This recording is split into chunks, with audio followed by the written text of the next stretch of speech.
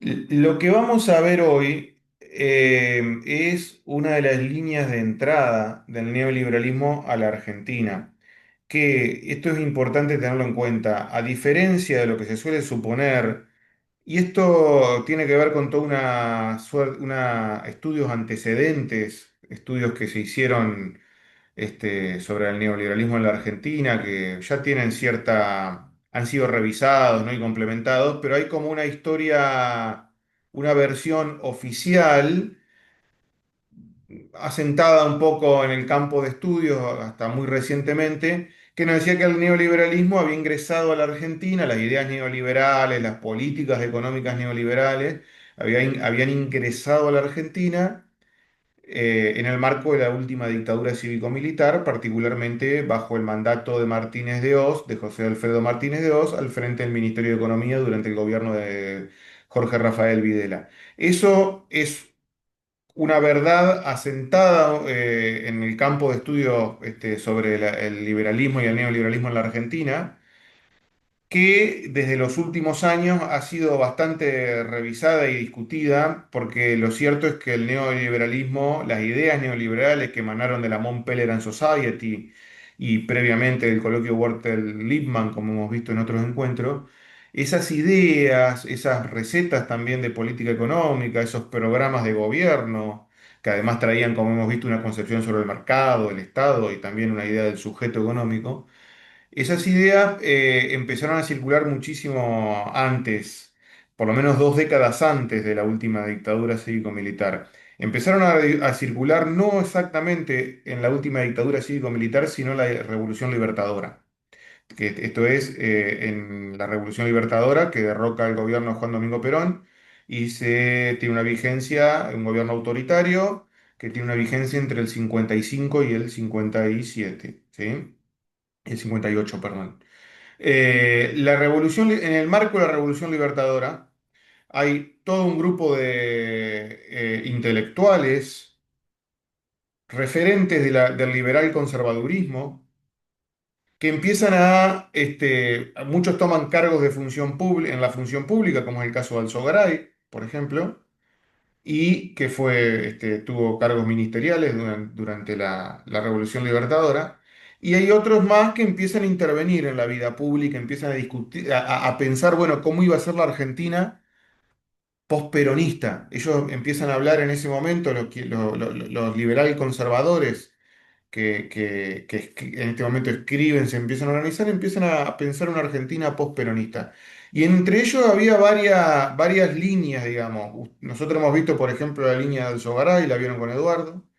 Y también está la línea de Alberto Venegas Lynch, que son los primeros, toda la línea de los Venegas Lynch padre, hijo y nietos también, que son los que traen y difunden aquí, divulgan las ideas de la escuela austríaca y de un derivado de la escuela austríaca que es el libertarianismo. Esto empieza a circular en la Argentina a fines de los 50 porque hay algunas cuestiones que nos parecen novedosas, sobre todo el libertarianismo, que parecen un poco eh, parecen, digamos, externas o parecen extrañas a la cultura política argentina y sin embargo venían circulando en nuestro país desde fines de los años 50.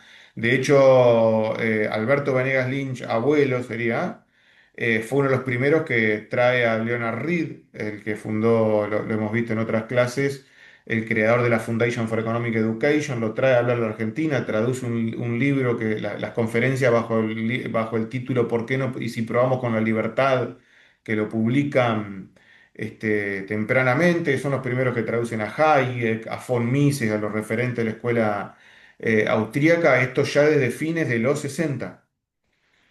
Alberto Venegas Lynch funda a partir de... a ver, Alberto Venegas Lynch, ubiquémonos quién era, en principio.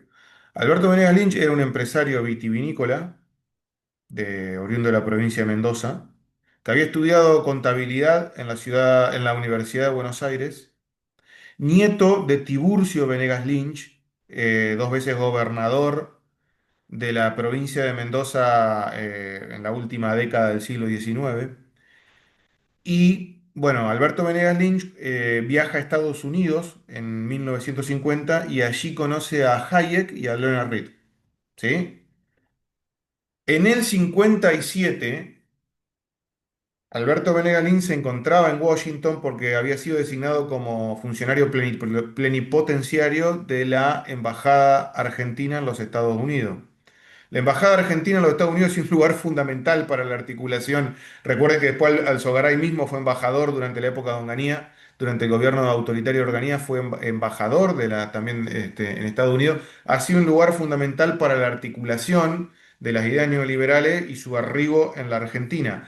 A partir del día, cuando Alberto Venegas Lynch está instalado en Estados Unidos, que está cumpliendo funciones diplomáticas allí, estrecha lazos con Leonard Reed y a partir de lo que fue la Foundation for Economic Education y la experiencia que había tenido esta institución, él dice, bueno, se podría fundar en la Argentina un centro de estudios parecido, una institución similar dedicada a divulgar las ideas neoliberales, puntualmente la idea de la escuela austríaca, y el libertarianismo dedicada a divulgarlas como en tres dimensiones, ¿no? En tres flancos, a empresarios, a dirigentes políticos, pero también a la opinión pública en general. Tenían esta idea, digo, tomando la impronta de la Foundation for Economic Education, ¿no? Esta idea de educar a la población en los saberes de la economía, bueno, tienen la idea de hacer esto en la Argentina. Y empiezan a hacerlo en el 57, cuando fundan el Centro de Estudios sobre la Libertad, ¿sí? El Centro de Estudios sobre la Libertad podría ser entendido como el primer think tank, la primera usina de pensamiento liberal o neoliberal de la Argentina, y ellos empiezan a difundir tempranamente a través de publicaciones, a través de conferencias, a través de cursos, a través de becas a estudiantes y egresados universitarios, empiezan a difundir con mucho apoyo financiero y apoyo logístico de la Foundation for Economic Education, empiezan a difundir las ideas neoliberales en la Argentina. Son los primeros en hacerlo. Estaba Federico Pinedo también, pero lo hacía más como intelectual libre. Ellos son los primeros que se organizan en un centro, los primeros que tienen, el Centro de Estudios sobre la Libertad tenía presidente, consejo directivo, tenía todo un cronograma de actividades. Digo, es una institución organizada. Son el primer centro con una lógica de funcionamiento, con una organización que se dedica, cuyo objetivo principal es difundir las ideas de la escuela austríaca en la Argentina. El centro publicó hasta las últimas, entrado ya los años 80, también creo que llegó hasta los 90, esta revista, que es la revista, bueno, ahí se ve al revés, Ideas sobre la Libertad, ¿sí? La revista Ideas sobre la Libertad fue una de las primeras que tradujo obras de Hayek, obras de Hazlitt, obras de von Mises, y todo, digo, del inglés al castellano, con la idea de difundir, ¿no es cierto?, entre un público al que se dirigía, que eran, insisto, eran referentes del liberal conservadurismo argentino, eran empresarios y público en general. Fíjense, yo acá tengo como esto lo publicó el Centro de Estudios sobre la Libertad en los años 80, que da como cuenta de toda la actividad del centro desde los 50 hasta los 80.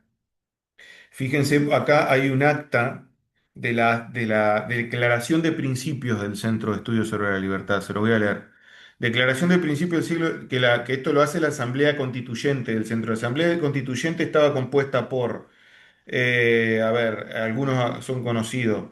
Estaba, por supuesto,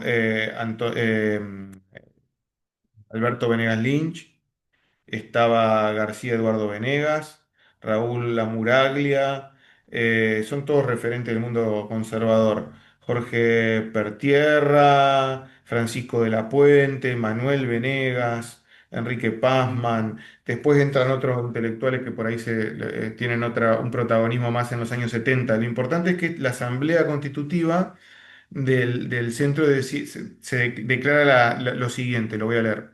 Esta institución desarrollará su acción en todo el territorio de la nación, de acuerdo con los propósitos que a continuación se describen. Aparte de la destrucción moral y material, la Argentina ha heredado de la dictadura se refiere al peronismo, ha heredado de la dictadura un estado de confusión ideológica en la opinión pública que perjudica su recuperación y ensombrece su futuro. Esta confusión ideológica reina también en el campo del pensamiento económico, al que desde hace muchos años había sido ya invadido por tendencias colectivistas de todo tipo que crearon el ambiente mental propicio para la dictadura pasada. Y tratan ahora una vez más de preparar la opinión nacional para empujarla a nuevos ensayos de economía dirigida en detrimento del progreso económico. El esclarecimiento de la opinión pública se impone, entonces, como impostergable deber para los que creen en una comunidad organizada en base a la libertad. Fíjense que usan el término comunidad organizada, ¿no? En base a la libertad. La idea, fíjense, aparece en términos que son muy de la Montpellier Society. Colectivismo, intervencionismo económico, esta idea de esclarecer a la opinión pública, las confusiones ideológicas. Se da todo una. Ellos conciben a sí mismos como un grupo intelectual que tiene que esclarecer a la opinión pública en cuanto a las ideas de la economía, en cuanto a tienen que esclarecer al pueblo, a la sociedad en cuanto a las ideas de una economía basada en la libertad, o como ellos llaman a veces también en una economía basada en la filosofía de la libertad. Entonces, estos intelectuales tienen un propósito fundamental, fundacional, que es salir y divulgar las ideas de la libertad. De hecho, bueno, el centro se llama Centro de Estudios sobre la Libertad, difundir las ideas de la libertad y esclarecer a la opinión pública en referencia a esas ideas. Y acá hay algo interesante que tenemos que empezar a pensar.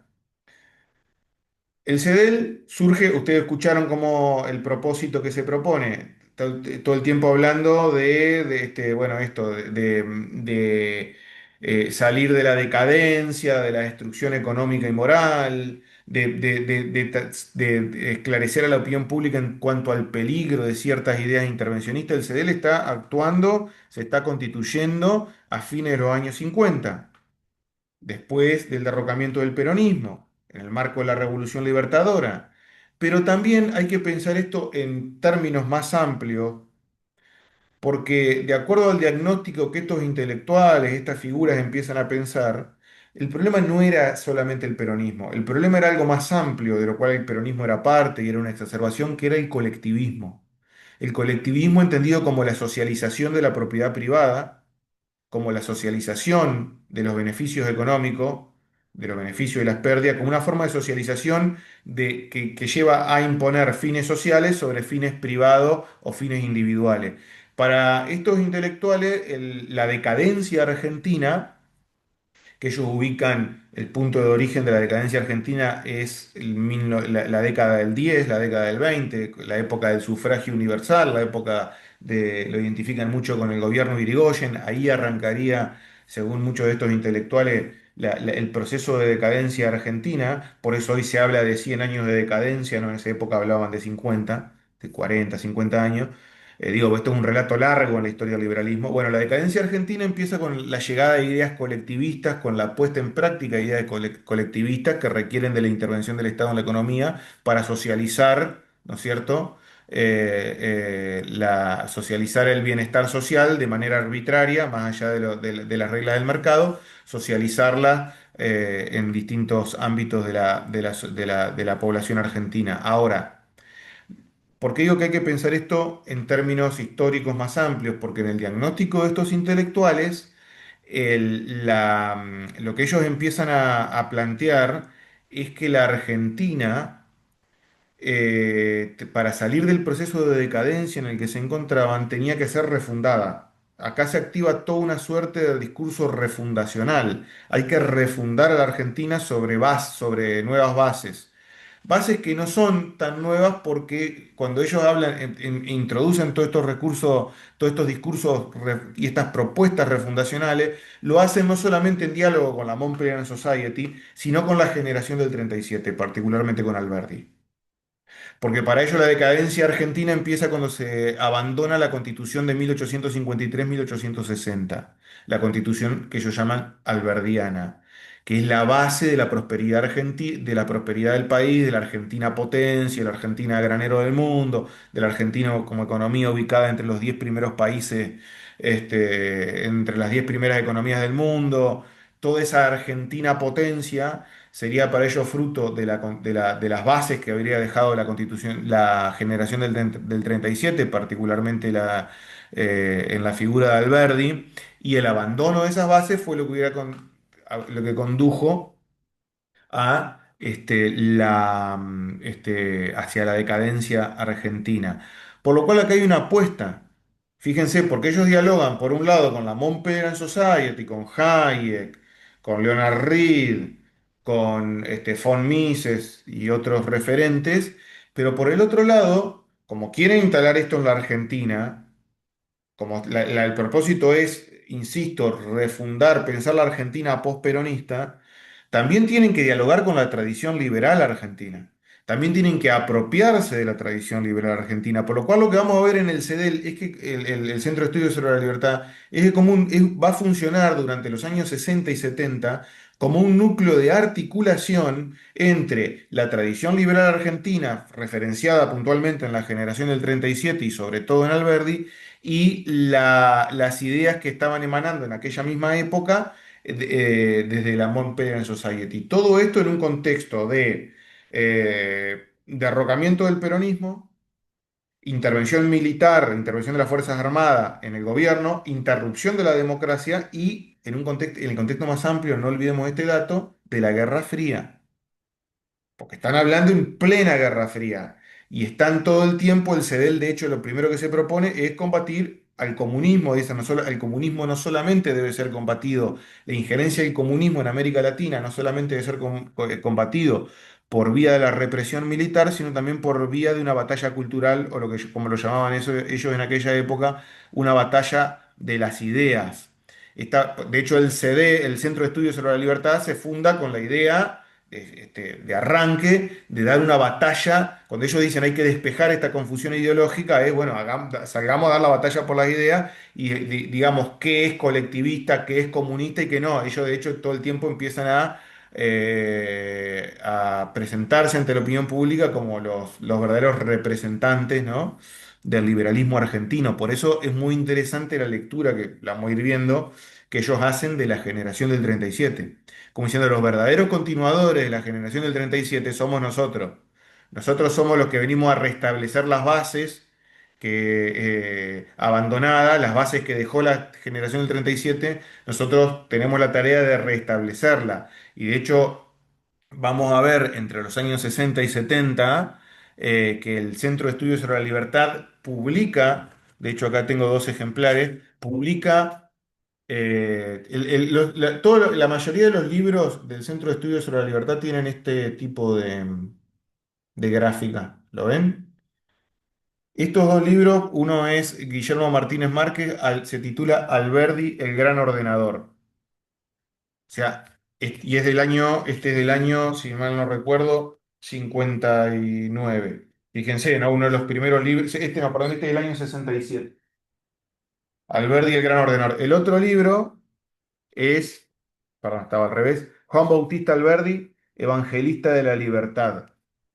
Este libro es del 59, una de las primeras publicaciones del CEDEL, y es publicado por José Santos Goyán. Son todos referentes del liberal conservadurismo, porque ¿qué pasaba? En esta época el liberal conservadurismo se estaba reconstruyendo después de muchos años de estar en el ostracismo político, sobre todo en la época del peronismo. El liberal conservadurismo se estaba reconstruyendo y estos actores intervienen en la reconstrucción del liberal conservadurismo y lo tratan de orientar en base a ideas, lo que ellos llaman ideas auténticamente liberales.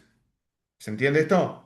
La idea era reconstruir, una vez depuesto el peronismo, reconstruir el liberal conservadurismo en base a ideas auténticamente liberales, ideas que vienen de la Mont Pelerin Society y se tratan de poner en diálogo con la generación de 1837. Hay muchísimas publicaciones que hace el CEDEL, este es otro, ¿ven? Que esta gráfica se repite todo el tiempo. Este es Alberto Venegas Lynch, abuelo, Teoría y Práctica de la Libertad. Este libro también, que fíjense, es Hazlitt, Sánchez Añudo, después cuento quiénes son, Manuel Tagle, Alberto Venegas Lynch, El Estado y la Libertad. Hay otro libro muy importante que le publican a Federico Pinedo, que se llama La Argentina en un cono de sombra. Fíjense que siempre aparece esta gráfica, ¿no? Como para identificar las publicaciones que hacía el centro.